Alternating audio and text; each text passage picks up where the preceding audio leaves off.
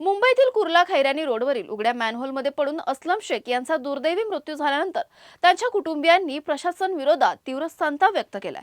असलम शेख यांच्या भावाच्या पत्नी शाहिस्ता शेख यांनी ही दुर्घटना प्रशासनाच्या निष्काळजीपणामुळे घडल्याचा आरोप करत संबंधित कंत्राटदार आणि पालिका अधिकाऱ्यांवर कठोर कारवाई करण्याची मागणी केली आहे। त्यांच्या हातावरच आमचं पोट होतं, आमचा दिवा मावळला अशा शब्दात त्यांनी आपल्या भावना व्यक्त केल्या।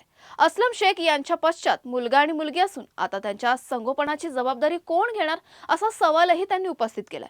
तसेच सरकारने या कुटुंबाला तातडीने आर्थिक भरपाई देऊन न्याय द्यावा अशी मागणी ही शाहिस्ता शेख यांनी केली आहे।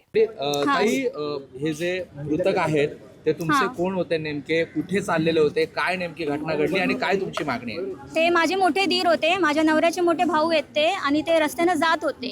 ते कामानिमित्त जात होते आणि ते रस्त्यावर त्यांना खड्डा दिसला नाही, खूप मोठा खड्डा होता आणि ते ढक्कन ओपन करून ठेवलं होतं। बीएमसीचा मोठा खड्डा होता आणि ते ढक्कन का ओपन करून दिलं? तुम्हाला गटर नाही साफ करायची तर मग तुम्ही ढक्कन का ओपन केलं? आणि एवढा मोठा माणूस पडताना तुम्हाला कोणाला पण दिसला नाही, आणि दिसलं तर दिसलं, तुम्ही एवढा वेळ लावला का त्यांना काढायला? आता ह्यांची नेमकी घरी कोण कोण असतं, काय त्यांची एक बायको आहे, मुलगा आहे आणि एक मोठी मुलगी आहे। घरी कमावणारे हे एकटेच होते हे, आणि स्थिती खूपच वाईट आहे ह्यांची। रोजचे कामाला जाणारे माणसं आहेत ते। आज कुठे चालले होते? आज ते पण ते कामच बघायला चालले होते, मट्टीचे जे लेबर काम असतात ना ते करत होते ते।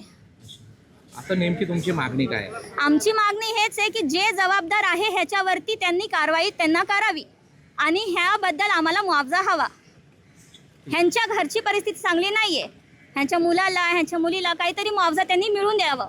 तुमच्या मात्रात आम्ही ह्यांना विनंती करतो, गव्हर्नमेंटला आम्ही विनंती करतो, आज आमचं गेलंय, दुसरं कोणाचं जाऊ नये। आज आमचा दिवा मावळलाय, उद्या दुसऱ्यांचं कोणाचं असं नुकसान होऊ नये, प्लीज, हीच विनंती आहे माझी। दरवेळी मुंबईमध्ये अशा प्रकारच्या घटना घडतात, काय म्हणणार तुम्ही? त्याला बीएमसी जबाबदार आहे का कोण जबाबदार आहे? आता नेमकं तुम्ही बीएमसी म्हणतात, पण काही कॉन्ट्रॅक्टरची पण गलती असू शकते ना। बीएमसी तर ओपन करते, तुम्ही काय करता? ते कॉन्ट्रॅक्टर काय करतात? ते आपली जबाबदारी का घेत नाहीये? कसं ते लोक आपली जबाबदारी घेत नाही?